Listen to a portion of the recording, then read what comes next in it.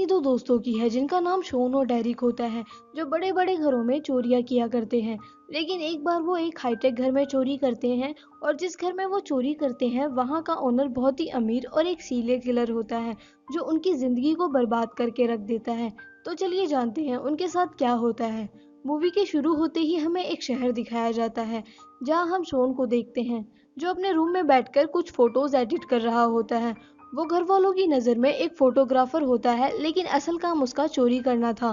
फिर हम देखते हैं उसके घर एक लड़की आती है जिसका नाम रेल था। वो शोन की गर्लफ्रेंड होती है। वो एक दूसरे से मिलते हैं और कुछ प्राइवेट टाइम स्पेंड करते हैं। रेल अपनी शर्ट ओपन करने लगती है। ऐसा देख शोन उसकी फोटोज क्लिक करने लगता है। रे मना करती है लेकिन शोन उसे कहता है मेरा पर्सनल कैमरा है और इसे मेरी इजाजत के बिना कोई नहीं छू सकता। उसके बाद हमें दिखाया जाता है कि शोन की मदर का बर्थडे होता है और शोन उन्हें एक डायमंड रिंग गिफ्ट देता है जो उसने चुराई हुई थी। उसके फादर उससे पूछते हैं तुम इतने पैसे कमाते नहीं हो तो ये कहाँ से ली। शोन कहता है ये मैंने अपनी सेविंग से ली है और अपनी माँ के लिए इतना फर्ज तो बनता है। रात हो चुकी थी और हमें दिखाया जाता है शोन और डेरिक जो एक होटल के आगे पार्किंग बॉय का काम करते थे और वहाँ आए लोगों के कार पार्क करने के बहाने पार्किंग में ना जाकर उनके घर जाकर चोरियां किया करते थे। वो बात कर ही रहे होते हैं तभी वहाँ एक लग्जरी कार आती है जिसे वो देखते रह जाते हैं। उसमें से एक आदमी निकलता है जिसका नाम कैल एंड्रिक होता है। वो शोन को अपनी कार पार्क करने के लिए देता है और कहता है इसे दादा की विरासत में मिली कार समझ के मत चलाना और इसे किसी पेड़ के नीचे पार्क मत करना। शोन थोड़ा नर्वस था क्योंकि वो पहली बार किसी लग्जरी कार को ड्राइव करने वाला था। वो स्माइल करता है और कार में बैठ जाता है। कार में लगे मैप की मदद से वो उस आदमी के एरिया में पहुंच जाता है। वो कार में रखे पार्किंग की से अलग अलग घरों की पार्किंग चेक करता है और उस आदमी के घर की कार पार्किंग ओपन हो जाती है। शोन बहुत खुश होता है। वो जल्दी से कार को पार्क करता है और फिर कार में लगी की मदद से घर का डोर ओपन कर देता है और उसके अंदर चला जाता है। वो घर में चारों तरफ नजर मारता है, उसे कोई नजर नहीं आता और उस घर की लाइट सारी ऑफ होती है। तभी उसकी नजर एक टेबल पर जाती है। वो उसके पास जाता है जहाँ उसे बहुत सारे लेटर्स मिलते हैं। वो उनमें से एक लेटर ओपन करता है जिसमें उसे एक एटीएम कार्ड मिलता है। वो डेरिक को फोन लगाता है और उसे एटीएम कार्ड के बारे में बताता है। डेरिक कहता है मतलब हम आज रात अमीर हो जाएंगे। शोन कहता है शायद हम अमीर हो जाएंगे लेकिन एक प्रॉब्लम है, इस एटीएम कार्ड का पिन जनरेट नहीं हुआ है, वो सिर्फ उस आदमी के फोन से ही होगा। डेरिक कहता है ये अमीर लोग अपना सारा काम अपने घर के फोन से करते हैं तो तुम उसका घर का फोन सर्च करो। शोन कहता है यहाँ अंधेरा है और फोन कैसे ढूंढूं। डेरिक उसे कहता है सर्च करो वहीं कहीं होगा। शोन किचन की तरफ जाता है, उसे एक फोन का कवर मिलता है। डेरिक कहता है उसके बेडरूम में जाके देखो। शोन उसके रूम में जाता है और उसे वहाँ फोन मिल जाता है। शोन उस फोन की मदद से एटीएम पिन जनरेट कर लेता है और वहाँ से जाने लगता है। तभी उसकी नजर एक रूम पर पड़ती है जिस पर एक बड़ा सा ताला लगा हुआ था। शोन उस कमरे के बारे में डेरिक से बताता है। डेरिक उसे कहता है जरूर इसमें कोई कीमती सामान होगा और शोन को लॉक तोड़ने के लिए प्रवोक करता है, जिस पर शोन उसे कहता है ज्यादा लालच सही नहीं और मुझे यहाँ से निकलना चाहिए।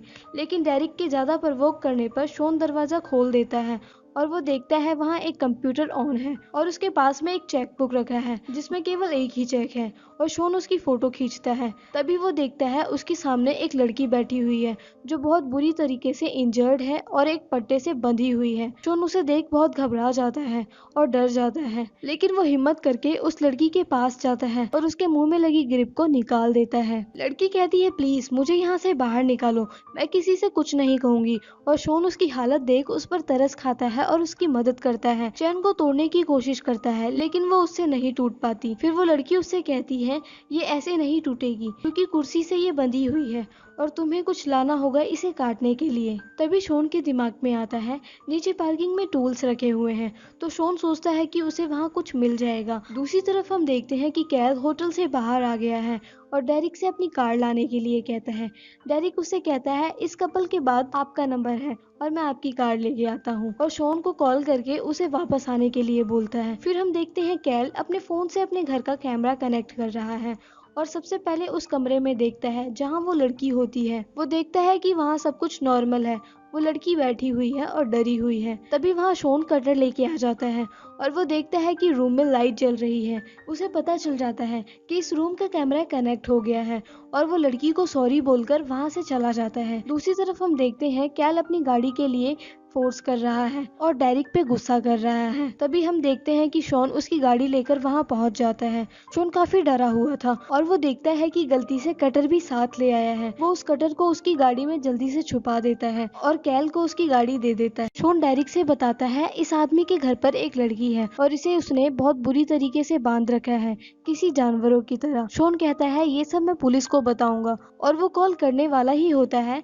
तभी डेरिक उसे समझाता है और बोलता है अगर तुमने पुलिस को कॉल किया तो तुम्हारा नंबर पुलिस को मिल जाएगा, तो हम दोनों को जेल हो जाएगी, इसलिए पब्लिक टेलीफोन से कॉल करो। शॉन ऐसा ही करता है और पुलिस को वहाँ हुई सारी बात बता देता है। शॉन काफी डरा हुआ था। वो डेरिक से कहता है आज के बाद हम किसी की एक सुई भी नहीं चुराएंगे और ये चोरी वाला काम आज से बंद। दूसरी तरफ हम देखते हैं कैल अपने घर पहुंच जाता है और सबसे पहले वो उसी रूम में जाता है जहां वो लड़की कैद थी। कैल देखता है वहां सब वैसा ही रखा है और ठीक है। वो अपने रूम में जाता है और देखता है, उसे शक होता है। वो टेबल पर रखा फोन चेक करता है और देखता है कि किसी ने एटीएम पिन जनरेट करने के लिए नंबर डायल किया है। वो समझ जाता है कि यहाँ कोई आया था। देर रात हो चुकी थी और हम देखते हैं कि कैल के घर के पास शॉन अपनी कार लेकर आता है। तभी वहाँ पुलिस भी आ जाती है। शॉन घबरा जाता है, लेकिन उसके बाद जब वो देखता है वहाँ पुलिस आ गई है तो वो थोड़ा खुश हो जाता है कि अब वो लड़की शायद बच जाएगी। पुलिस कैल को बाहर बुलाती है। कैल के साथ एक लड़की भी होती है जो उसकी गर्लफ्रेंड थी। पुलिस पूछताछ करती है और उस लड़की से भी, लेकिन उन्हें कुछ मालूम नहीं चलता क्योंकि कैल उन्हें घर चेक करने के लिए नहीं बोलता। वो सॉरी बोलकर वहाँ से चले जाते हैं। ये देख शॉन काफी निराश हो जाता है। वो डेरिक को मैसेज करके अपने पास बुला लेता है।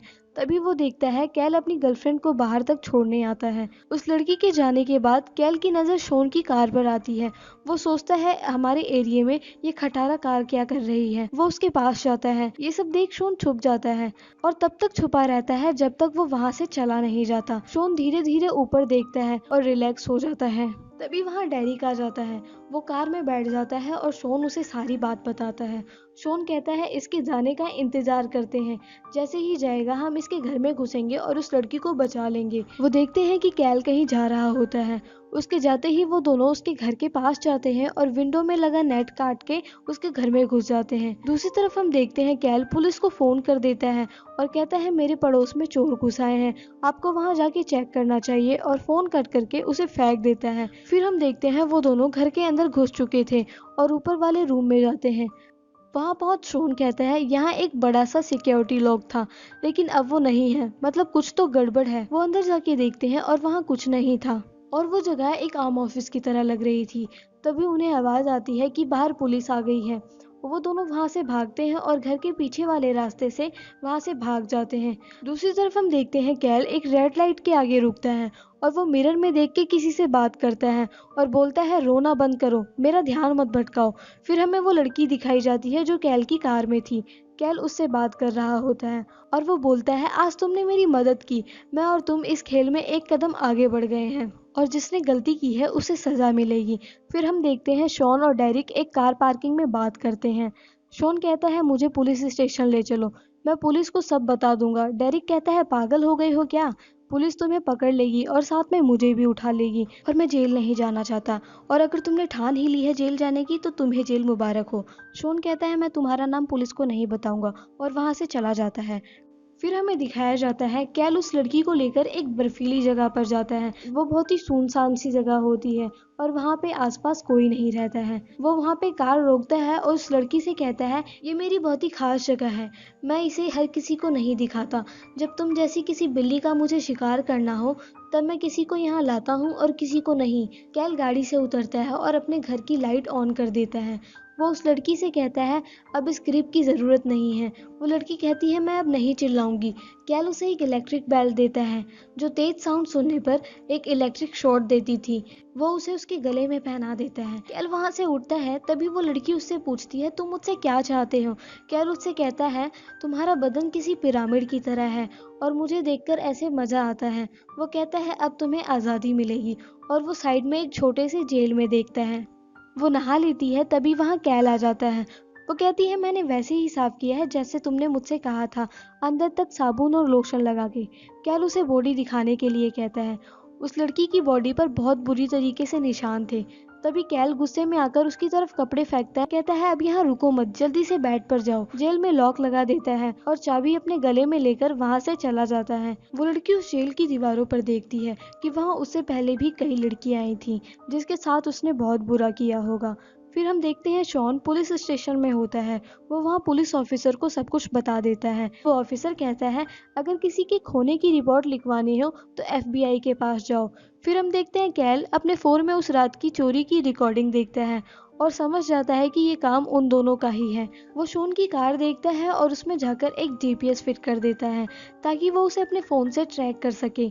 अगली सुबह हम देखते हैं शॉन FBI के पास जाता है और उन्हें उस लड़की की फोटो दे देता है और वहाँ हुई सारे एक्सीडेंट को उनसे बता देता है। वहाँ एक लेडी ऑफिसर कहती है आप परेशान मत हो, हम उसे ढूंढ लेंगे। शॉन काफी डरा हुआ था, इसलिए वो पागलों जैसी हरकतें कर रहा था और उस ऑफिसर से उल्टे सीधे सवाल करता है, लेकिन वो उसका कोई जवाब नहीं देती। शॉन वहाँ से बाहर आ जाता है जहाँ कैल भी होता है। वो छुपकर शॉन पर नजर रख रहा था।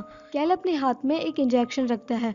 वो शॉन को वहाँ किडनैप करने गया था, लेकिन वो देखता है शॉन बहुत तेजी से अपना हाथ अपने कार पर पटक रहा है। ये देख कैल वहीं रुक जाता है और उसके घर तक उसका पीछा करता है। फिर हम देखते हैं शॉन नहा रहा होता है।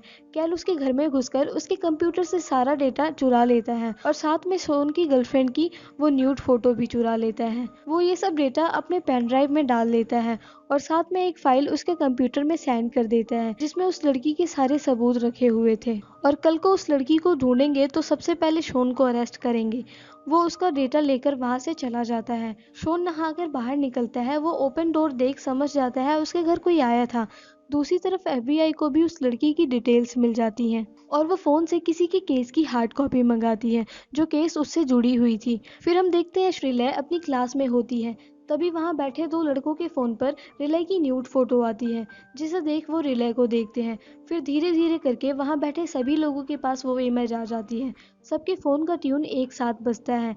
रिलय उन्हें देख नोटिस करती है। तभी उसके फोन पर भी उसकी न्यूड फोटो आ जाती है जो शॉन ने क्लिक की थी। वो चुपचाप उठती है और वहां से जाने लगती है। रिलय की फ्रेंड भी उसके पीछे जाती है। रिलय गली में से जा ही रही होती है तभी वहां कैल आकर उसके सर पे जोर जोर से मारता है और उसे नीचे गिरा देता है। रिले की फ्रेंड उसकी तरफ जाती है और उसे हॉस्पिटल लेके जाती है। फिर हम देखते हैं शॉन अपने घर होता है और उसके डैड को जॉब से निकाल दिया गया है ये कहकर कि उन्होंने चोरी की है, और ऐसे ही उसकी मॉम को भी उनके जॉब से निकाल दिया गया है। शॉन कहता है ये सब मेरी वजह से हो रहा है, मैं ये सब ठीक कर दूंगा, और अपने डैड का ट्रक लेके वहाँ से निकल जाता है। अब कैल उसे ट्रैक नहीं कर सकता था। वो अपने रूम पर जाता है और फोटोशॉप से उस चेक को फिल्टर करता है जो उसने चोरी करते समय क्लिक की थी। उसे एक एड्रेस मिलता है जिसे वो मैप पे देखता है। फिर हम देखते हैं कैल उस लड़की पर गुस्सा हो रहा है। कैल कहते हैं अब मौत का खेल शुरू होगा।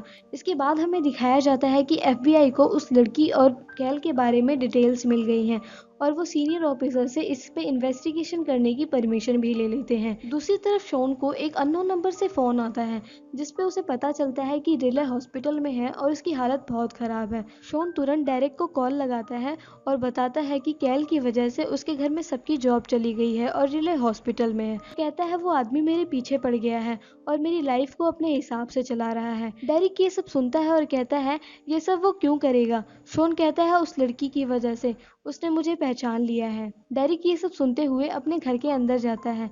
वो गलती से उसकी उंगली वीडियो कॉल पे चली जाती है।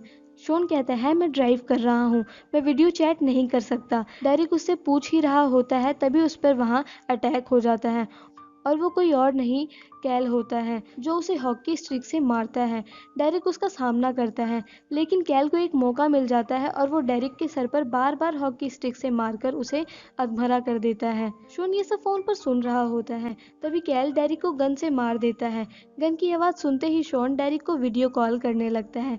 कैल उसका फोन उठाता ही है तभी वीडियो कॉल भी उठ जाती है और शॉन उसका फेस देखते ही स्क्रीनशॉट ले लेता है जिसपे कैल उसका फोन बहुत बुरी तरीके से तोड़ देता है। शॉन बहुत खुश होता है क्योंकि एक तरफ डेरिक का मर्डर हुआ है और दूसरी तरफ उसके पास एक सबूत आ गया है। शॉन पुलिस को फोन करता है और उन्हें डेरिक के घर भेजता है। पुलिस और मीडिया वहां पहुंच चुकी थी, साथ ही वहां शॉन भी आ जाता है और वो पुलिस ऑफिसर से कहता है कि मुझे पता है इसका मर्डर किसने किया है, मेरे पास सबूत है। ऑफिसर उसे साइड में बैठने को कहता है लेकिन शॉन वहां ना रुककर कैल के घर वापस जाता है जहां वो देखता है कि शायद उसे कोई सबूत मिल जाए जिससे वो कैल को जेल में डाल सके। उसे वहां कुछ नहीं मिलता, वो वहां से जाने लगता है। तभी वहाँ की लाइट ऑन हो जाती है, जिससे शॉन घबरा जाता है। वहाँ की हर चीज ऑटोमेटिकली चलने लगती है। ये सब कैल अपने फोन से कर रहा होता है। तभी वो देखता है दरवाजे और खिड़कियां ऑटोमेटिक लॉक हो गए हैं। वो बाहर भागने की कोशिश करता है, लेकिन उसका कोई फायदा नहीं था, क्योंकि बाहर के गेट भी लॉक हो चुके थे। तभी उसे वहाँ एक ट्यून सुनाई देती है। शॉन उसकी तरफ बढ़ता है और देखता है कि वहाँ पे एक टाइम बॉम्ब प्लांट है, जो वहाँ 40 सेकेंड में फटने वाला है। शॉन वहाँ से भागता है और सीधा पार्किंग में जाता है, जहाँ वो कैल की कार ऑन कर लेता है और वहाँ से निकल जाता है। उसके जाते ही वहाँ घर ब्लास्ट हो जाता है। फिर हम देखते हैं शॉन कार में लास्ट लोकेशन डालकर वहाँ जाने लगता है और रात भर ड्राइविंग करते हुए वहाँ पहुँच जाता है, जहाँ कैल ने उस लड़की को कैद करके रखा हुआ था। फिर हम देखते हैं कैल अपना पूरा लुक चेंज कर चुका है और वहाँ से कंट्री छोड़ने की तैयारी कर रहा है। उसने अपनी गाड़ी भी चेंज कर दी है और अपना सारा आईडी प्रूफ फेक क्रिएट करवा लिया है, ताकि उसे कोई पकड़ ना सके। दूसरी तरफ हम देखते हैं एफबीआई वालों ने कैल की लास्ट लोकेशन ट्रैक कर ली है और अपनी टीम के साथ उस जगह के लिए निकलते हैं। दूसरी तरफ कैल एक गड्ढे को ओपन करता है, जो किसी चीज से ढका हुआ था। वो उसमें कुछ पाउडर डालता है, शायद वो अब लड़की को मारने वाला था। फिर हमें दिखाया जाता है कि शॉन उस जगह पहुंच जाता है और देखता है कि वहां गेट पर बड़ा सा ताला लगा हुआ है। उसे याद आता है कि कार में एक कटर छुपाया था। वो कटर को निकालता है और उस गेट पर लगे लॉक को काटने की कोशिश करता है, लेकिन वो देखता है कि उसमें एक अलार्म लगा है जो कैल को वार्न कर देगा। इसलिए वो वहां से पैदल ही अंदर जाता है और अंदर जाते ही जंगल में खो जाता है। वो घर ढूंढने की कोशिश करता है। वहीं दूसरी तरफ एफबीआई की टीम वहां पहुंचने वाली होती है। वो लेडी ऑफिसर अपने सीनियर से कैल के बारे में बताती है। वो कहती है इसके पिता हॉर्स का बिजनेस करते थे। एक बार इसने 3 हॉर्स को गोली मार दी थी। इसकी बहन ने इससे कहा कि मैं ये बात अपने पापा को बताऊंगी। इसने अपनी बहन के साथ गार्ड को भी मार दिया था और ये तब 13 साल का था। फिर हम देखते हैं शॉन को घर मिल जाता है। वो छुपते हुए वहां पहुंच जाता है और विंडो से अंदर फोटो क्लिक करता है। वो फोटोज में देखता है कि लड़की अंदर है। शॉन विंडो से अंदर देखता है और उसे वो लड़की दिख जाती है।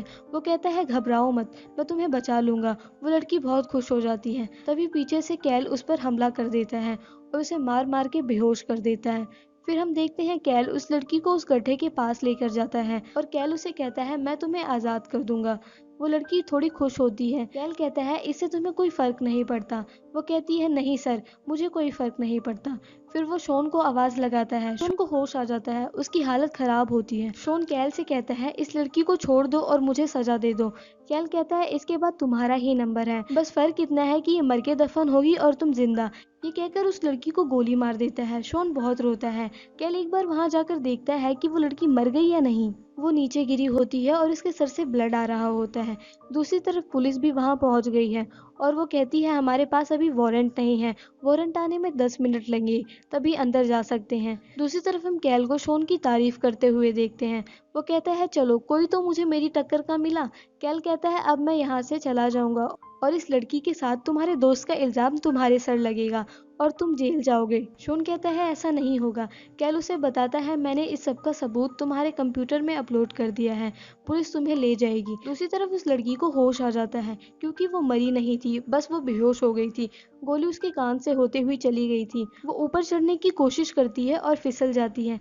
तभी उसके सामने एक मरी हुई लड़की का फेस आ जाता है, जिसे देख वो डर जाती है। फिर हम इस मूवी का सबसे भयानक सीन देखते हैं। हमें दिखाया जाता है कि यहाँ बहुत सारी लड़कियों को मारकर दफनाया गया है और वो जगह जहाँ पर वो घर बना था उसके नीचे बस मासूम लोगों की लाशें बिछी हुई थी। वो किसी तरह गड्ढे से बाहर निकलती हैं। दूसरी तरफ कैल शॉन से कहता है कि अब तुम्हें कोई नहीं बचा सकता। तभी शॉन की नज़र पीछे पड़ती है। वो देखता है कि लड़की बाहर आ गई है और वो स्माइल करता है, जिसे देख कैल को बहुत हैरानी होती है। शॉन कहता है तुम एक नंबर के पागल हो। ये सुन कैल पीछे मुड़ता ही है कि तभी वो लड़की उस पे आयरन शॉवेल से मारती है और कैल को बेहोश कर देती है। वो लड़की शॉन पर चिल्लाती है और कहती है अगर किसी को बचाना हो तो ऐसे बचाते हैं, और उसका हाथ खोल देती है। तभी कैल उठ जाता है, उस पर गोली शूट कर देता है, लेकिन वो किसी तरीके से जंगल में भागते हैं। आगे जाकर शॉन को एक कुल्हाड़ी मिलती है, जिसे वो पेड़ से बाहर निकाल लेता है और उस लड़की को एक सेफ जगह पर खड़ा कर देता है। कैल वहां आता है और लड़की को अकेला देख उस पर गन पॉइंट करता है और वो आगे बढ़ता ही है। तभी शॉन उस पर कुल्हाड़ी से मारता है और उसे एक गोली चल जाती है। पुलिस अलर्ट हो जाती है और बिना वारंट अंदर घुस जाती है। दूसरी तरफ शॉन तब तक उसे मारता है जब तक वो अधमरा नहीं हो जाता। फिर हमें दिखाया जाता है कि वो दोनों घर के बाहर होते हैं और वहाँ पुलिस पहुंच चुकी थी। पुलिस उन्हें रेस्क्यू करती है और वो अंदर जाकर देखती है, तब उन्हें कैल मिलता है बुरी तरीके से बंधा हुआ, जैसे वो लड़की बंधी हुई थी। और ये मूवी यहीं पर खत्म हो जाती है। दोस्तों, अगर ये मूवी आपको अच्छी लगी हो तो प्लीज़ हमारे चैनल को सब्सक्राइब करना ना भूलें। Thank you for watching.